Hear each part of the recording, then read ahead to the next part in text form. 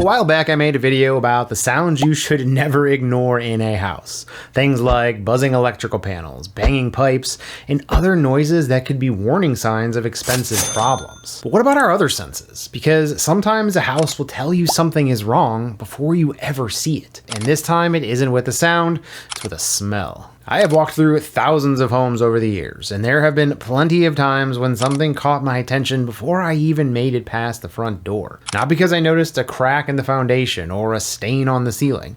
It was because something didn't smell right. Now, before we get into this, I want to make something very clear. This isn't a video about panicking every time a house has an unusual odor. Some smells have perfectly harmless explanations. Others are inexpensive fixes. But some can be warning signs of repairs that can cost hundreds, thousands, or even tens of thousands of dollars. The key is knowing the difference. So let's go through 6 house smells you should never ignore, what they might mean, and just as importantly, when they might not be a big deal at all. So let's get into it. Let's start with probably the most common one. If you've toured enough houses, you've probably walked into a basement and immediately thought, yep, this smells like a basement. It's almost become expected, especially here in the Cleveland area where many homes are incredibly old. But here's the thing. There is a difference between an old basement smell and a basement that's actively telling you it has moisture problems. That difference can save you a lot of money. A musty smell is usually caused by excess moisture. Maybe the humidity stays high all summer.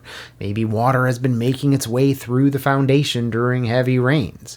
Maybe there's mold growing somewhere you can't immediately see. Or maybe it's simply poor ventilation that's allowing damp air to linger. The smell itself isn't really the problem. It's what creates the smell that deserves your attention. One of the first things I do when I notice a musty basement is start looking around for supporting evidence. Are there water stains on the walls? Does the concrete show signs of previous seepage? Is there white chalky residue on the foundation walls? That's called efflorescence, and while it doesn't necessarily mean water is currently entering the basement, it does tell you that moisture has moved through the concrete at some point. I'll also pay attention to whether there's a dehumidifier running. Now, don't get me wrong, I actually think having a dehumidifier in a basement is a smart idea. A lot of homeowners run one every summer because basements naturally collect moisture. But if you walk into a basement and there's a large dehumidifier running constantly or multiple units throughout the lower level, it's worth asking why. Again, that doesn't automatically mean there's a problem. It just means it's another clue. One thing I've noticed over the years is that sellers are usually pretty good at making a house look its best before a showing. They'll mow the lawn, touch up the paint, vacuum the carpets, maybe even light a candle. Sometimes they'll also run a dehumidifier for days before buyers start coming through. But remember, a dehumidifier can reduce the symptom without fixing the cause. That's why I always tell buyers to slow down and investigate instead of making assumptions. Another thing I'll pay attention to is where the smell is strongest.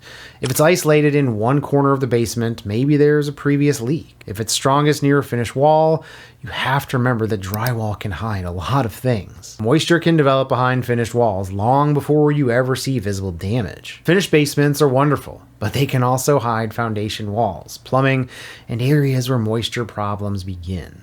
That's one reason why a good home inspection is so valuable. An inspector can't see through drywall either, but they know where to look for clues that the average buyer might miss. The good news, many moisture issues are manageable. Maybe the gutters overflow and need extensions. Maybe the grading around the home directs water towards the foundation instead away from it. Maybe adding a dehumidifier and improving ventilation solves the problem. On the other hand, if water has been entering the basement for years, now you're potentially talking about foundation waterproofing, drainage improvements, mold remediation, or replacing damaged finishes. Those are very different conversations. The point isn't to panic because a basement smells musty.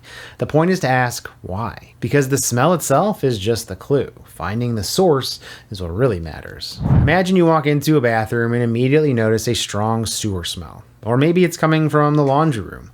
Or maybe it's strongest near a floor drain in the basement. Your first thought might be, well, this house has sewer problems. Maybe, but maybe not. This is actually one of the best examples of why you should investigate before jumping to conclusions. Sometimes the fix is almost embarrassingly simple. Every plumbing fixture in your house has something called a P-trap. It's that curved section of pipe underneath your sinks and attached to other drains. And its entire job is to hold a small amount of water that creates a seal between your home in the sewer system. If a drain hasn't been used in a long time, especially a basement floor drain or a guest bathroom, that water can slowly evaporate. And once it does, sewer gases have a direct path into the home. Believe it or not, sometimes the solution is literally pouring a pitcher of water down the drain. But that's certainly not always the case. Sometimes sewer odors point to something much larger. A cracked sewer line, a damaged vent pipe, a failing wax ring under a toilet, or another plumbing issue that's allowing sewer gas to escape where it shouldn't. Those repairs range anywhere from relatively inexpensive to very expensive, depending on what's actually causing the smell. This is one of those situations where context matters. Does the smell disappear after running water? Is it only in one bathroom? Is it strongest outside near the sewer cleanout, or is it throughout the entire house? Every one of those details helps narrow down the possible cause. And here's something else worth mentioning. People often confuse sewer smells with natural gas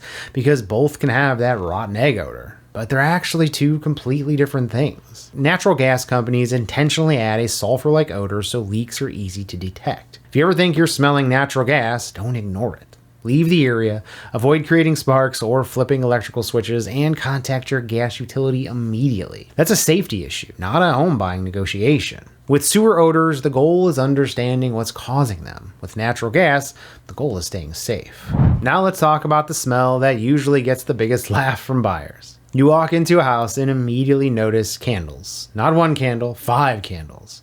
They're plug-in air fresheners in every outlet, reed diffusers on every table, and maybe even someone baked cookies right before the showing. Now, before anybody gets upset, let me say this. Some people genuinely like candles. I'm not saying candles are a red flag, but I am saying when a house seems to be working overtime to smell good, it's worth asking yourself one simple question. Why? I've walked into homes where the fragrance hits you before you even get both feet through the front door. At that point, it almost becomes difficult to smell anything else. And sometimes that's exactly the point. Again, I'm not accusing anyone of trying to hide something. Sometimes the seller has 3 dogs and wants the house smelling fresh. There's nothing wrong with that. But as a buyer, your job is to gather information, not assumptions. If every room smells strongly of vanilla, cinnamon, or fresh linen, open a closet, step into the basement, walk into the garage. Pay attention to places where the fragrances aren't quite as overpowering. Sometimes you'll discover there's absolutely nothing wrong. Other times, you might notice lingering smoke odors, pet odors, mustiness, or signs of previous moisture issues that were simply being masked. If something smells unusually strong, don't immediately assume the worst. Just stay curious, because curiosity usually makes better buying decisions than suspicion. If you're finding this video helpful, do me a favor, hit that like button and subscribe to the channel.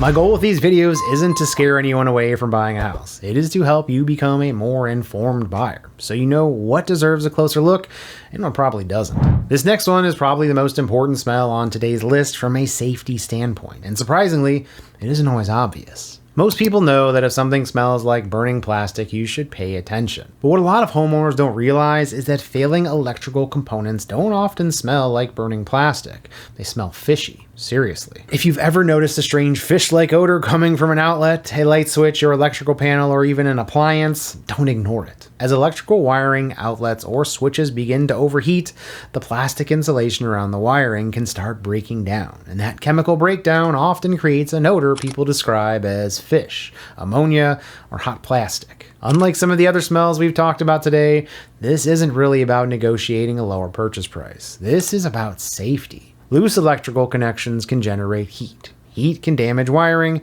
and damaged wiring can become a fire hazard. If you notice the smell consistently near electrical outlets, switches, your breaker panel, or certain appliances, it's worth taking seriously. As a buyer, mention it to your home inspector. As a homeowner, if you notice it in your own house, I'd recommend having a qualified electrician take a look sooner rather than later. Let's move on to another smell that's often much more difficult to remove than people expect. Most buyers immediately think about cigarette smoke, and yes, cigarette smoke can be incredibly stubborn. It gets into drywall, insulation, carpeting, HVAC systems, curtains, cabinets, even inside electrical outlets. You can repaint, replace the flooring, deep clean carpets, and sometimes you'll still notice the smell months later. But cigarette smoke isn't the only thing worth paying attention to. Maybe the home has a wood-burning fireplace that's been heavily used over the years. Maybe there was a minor kitchen fire years ago that was repaired, or maybe years of cooking without proper ventilation have allowed grease and smoke residue to build up throughout the home. Again, context matters. A faint fireplace smell near the fireplace during the winter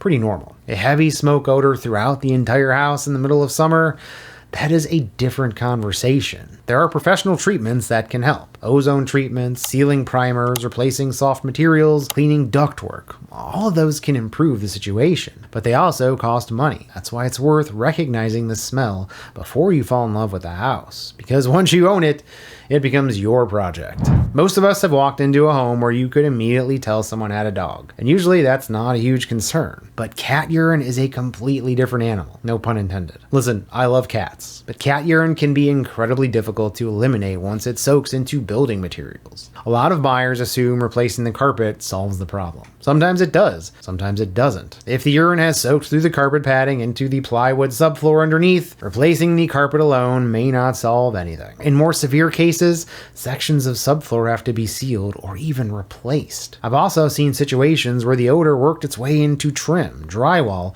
or unfinished concrete in the basement. That's why professional remediation become incredibly expensive. One thing inspectors will occasionally use is a blacklight. Certain pet stains become much easier to identify under ultraviolet light, especially if they've been cleaned repeatedly but never completely removed. Again, none of this automatically means you should walk away from the house. Maybe the seller is willing to credit you for remediation. The important thing is simply knowing what you're buying. If there is one thing I hope you take away from this video, it's this. A smell is a clue, not a verdict. One of the biggest mistakes buyers make is swinging too far in either direction. The best buyers fall somewhere in the middle. They are curious, they ask questions, they gather information, because sometimes the explanation is incredibly simple. A dry floor drain, a forgotten bag of trash in the garage, a basement that simply needs a dehumidifier. Other times, that smell is the house trying to tell you something. Maybe it's moisture, maybe it's electrical, maybe it's plumbing, maybe it's years of smoke or pet damage. Whatever it is, your job isn't to diagnose it yourself. Your job is to simply recognize the clue and investigate further. At the end of the day, every house has flaws. The goal isn't finding a perfect house. The goal is understanding those flaws before they become your responsibility. If you found this video helpful, I'd really appreciate it if you'd give it a thumbs up. It really helps more people find the channel. And if you're thinking about buying a home, make sure you subscribe, because I've got plenty of videos designed to help you avoid expensive surprises after closing. Thanks so much for watching. I'm George Poporad, and I'll see you in the next one.